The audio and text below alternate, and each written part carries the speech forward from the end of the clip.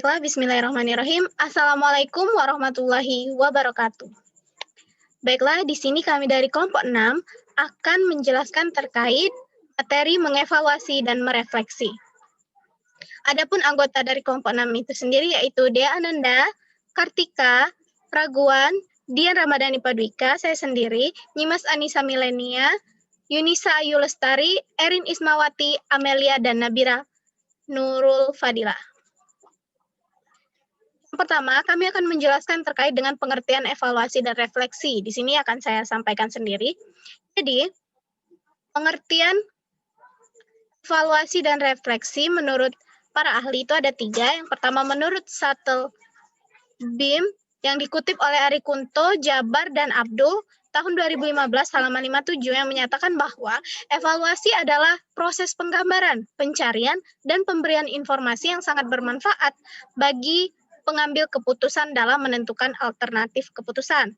Sedangkan menurut Dimyati dan Mujiono 2015 halaman 19 bahwa evaluasi dipertegas lagi sebagai proses memberikan atau menentukan nilai kepada objek tertentu berdasarkan suatu kriteria tertentu.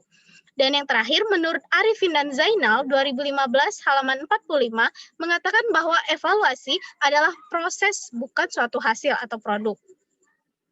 Maka dapat kami simpulkan bahwa evaluasi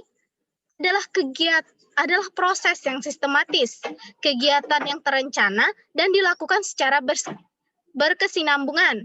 Evaluasi bukan hanya merupakan kegiatan akhir atau penutup dari suatu program tertentu, melainkan merupakan kegiatan yang dilakukan pada permulaan, selama program berlangsung, dan pada akhir program setelah program itu selesai.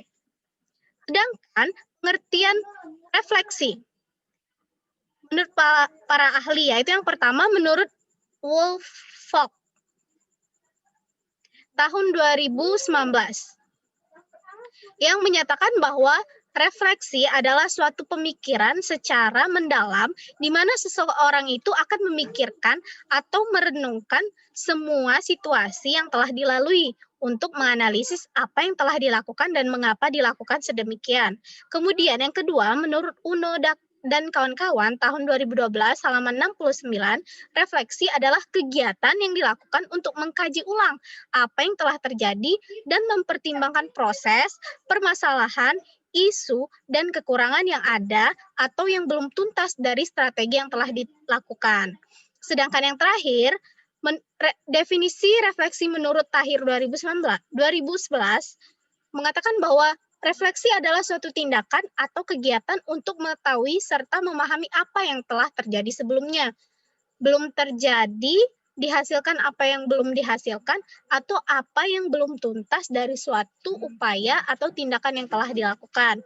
Maka dari definisi tersebut, dapat kami simpulkan bahwa refleksi adalah suatu kegiatan, tindakan, atau pemikiran yang mendalam untuk mengkaji, merenungi, atau memahami situasi yang telah dilalui, baik proses, permasalahan, kekurangan yang tuntas maupun belum, dan sebagainya. Terima kasih. Kemudian, materi yang kedua yaitu manfaat mengevaluasi dan merefleksi yang akan disampaikan oleh Saudari Erin. Kepada Saudari Erin, dipersilahkan. Baiklah, saya akan menjelaskan tentang manfaat mengevaluasi dan merefleksi. Next. Jadi, manfaat mengevaluasi ada 2, secara umum dan secara khusus. Next.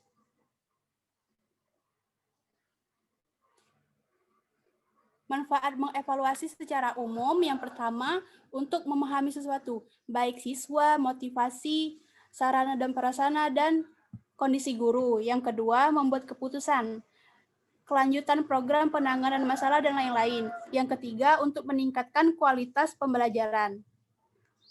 Next. Selanjutnya, manfaat mengevaluasi secara khusus. Yang pertama bagi siswa, untuk mengetahui tingkat pencapaian tujuan pembelajaran memuaskan atau tidak memuaskan. Yang kedua bagi guru. Yang pertama, mendeteksi siswa yang telah dan belum menguasai tujuan melanjutkan remedial atau pengayaan.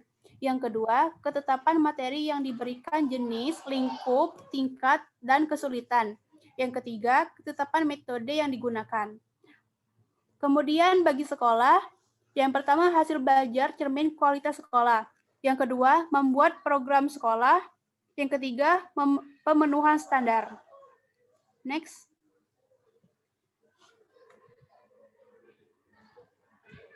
Kemudian, pentingnya merefleksi atau manfaat dari merefleksi.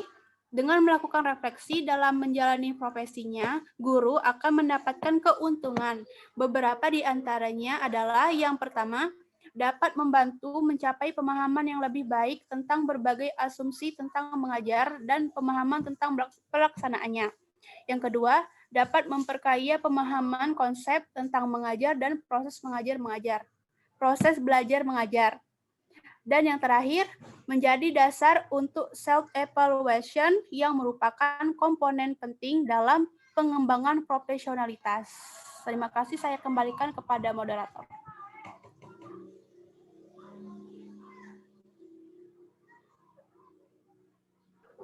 Baiklah, selanjutnya mengenai tujuan mengevaluasi dan merefleksi yang akan dijelaskan oleh Saudari Raguan. Kepada Raguan dipersilahkan.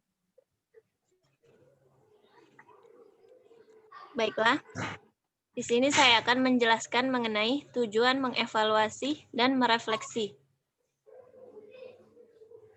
Yang pertama, tujuan mengevaluasi yaitu untuk mengetahui apakah materi yang dipelajari dapat dilanjutkan dengan bahan yang baru atau diulangi.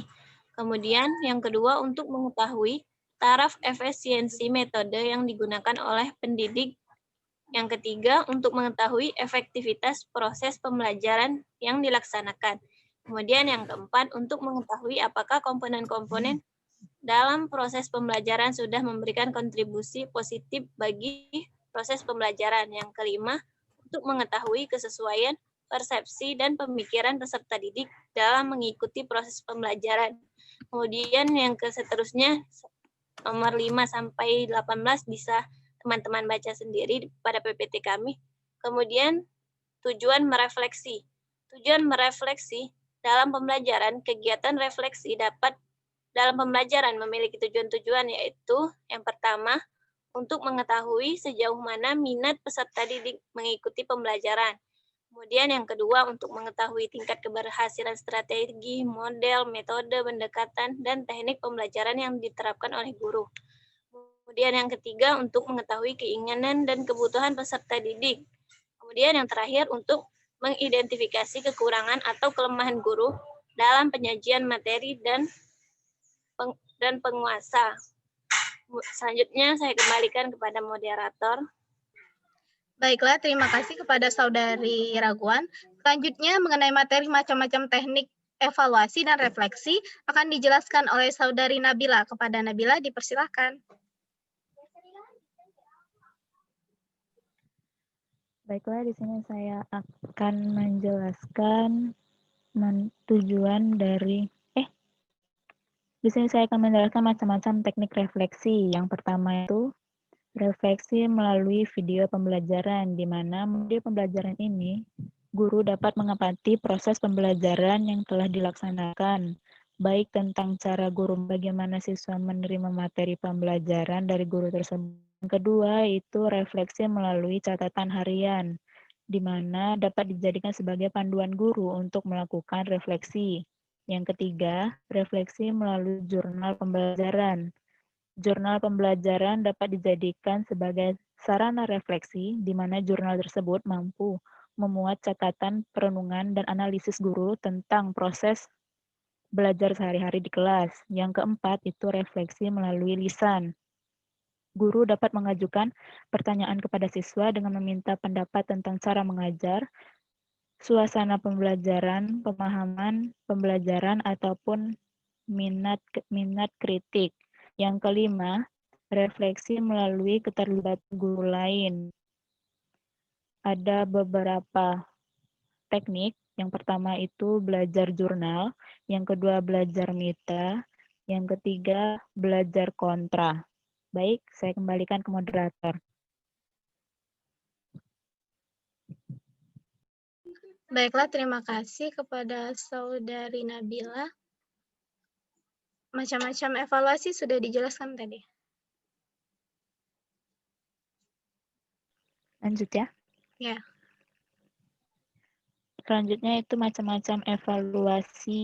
Ada 2. Yang pertama itu evaluasi formatif, di mana dilakukan pada tahap pelaksanaan program dengan tujuan untuk mengubah atau memperbaiki program yang sedang berjalan dan didasarkan atas kegiatan sehari-hari. Yang kedua yaitu evaluasi sumatif, di mana evaluasi ini dilakukan untuk melihat hasil keseluruhan dari suatu program yang telah selesai dilaksanakan. Baik, terima kasih. Saya kembalikan ke moderator. Baik, terima kasih Saudari Nabila. Selanjutnya itu mengenai langkah-langkah mengevaluasi dan merefleksi akan dijelaskan oleh Saudari Amel. Kepada Amel dipersilahkan.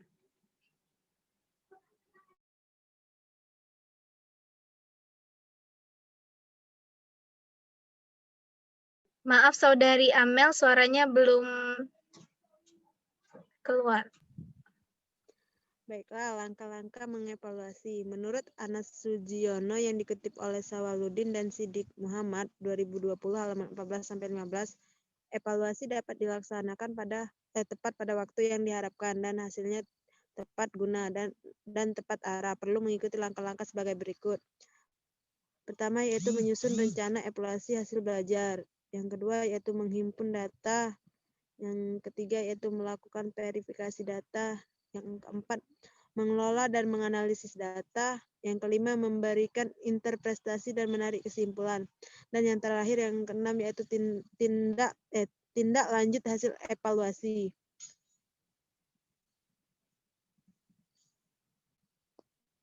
Baiklah, terima kasih kepada Saudari Amel. Selanjutnya, mengenai langkah-langkah merefleksi akan dijelaskan oleh Saudari Nyimas.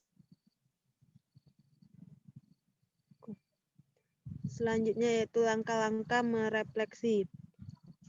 Menurut York, Barth, dan kawan-kawan yang dikutip oleh Pratiwi Dwiani 2012 halaman 10-11, mengemukakan ada 4 langkah sederhana dalam melakukan refleksi, terutama bagi para calon guru. Langkah pertama yaitu apa yang sudah terjadi, deskripsikan pemahaman. Langkah pertama yaitu apa yang sudah terjadi, deskripsikan permasalahannya. Langkah yang kedua, mengapa permasalahan tersebut dapat terjadi, analisis kegiatan tersebut dan interpretasikan. Selanjutnya yaitu langkah yang ketiga, so what, pemaknaan dan penerapan secara menyeluruh. Dan yang terakhir langkah keempat yaitu sekarang apa yang harus saya lakukan, implikasikan untuk tindakannya. Baiklah, terima kasih kepada Saudari Amel. Selanjutnya, terkait dengan kesimpulan akan dibacakan oleh Saudari Nyimas. Kepada Saudari Nyimas dipersilahkan. Baiklah, adapun kesimpulan pada pembelajaran kita pada hari ini yaitu kegiatan evaluasi adalah proses yang sistematis, kegiatan yang terencana dan dilakukan secara berkesinambungan. Evaluasi bukan hanya merupakan kegiatan akhir atau penutup dari suatu program tertentu, melainkan merupakan kegiatan yang dilakukan pada permulaan, selama program berlangsung, dan pada akhir program setelah program itu selesai. Sedangkan refleksi adalah suatu kegiatan, tindakan, atau pemikiran yang mendalam untuk mengkaji, merenungi, atau memahami situasi yang telah dilalui, baik proses, permasalahan, kekurangan yang tuntas maupun belum tuntas. Selanjutnya, merefleksikan pembelajaran adalah kegiatan untuk menilai pembelajaran yang dilakukan oleh guru. Menilai pembelajaran dapat berupa kesan, kritik, dan saran dari siswa. Tujuan dari refleksi ini adalah untuk meningkatkan kualitas pembelajaran. Terima kasih, saya kembalikan ke moderator. Baiklah, terima kasih kepada Saudari Nyimas. Nah, inilah tadi materi yang telah kami sampaikan, teman-teman sekalian. Kami dari kelompok 6 mengucapkan terima kasih. Wassalamualaikum warahmatullahi wabarakatuh.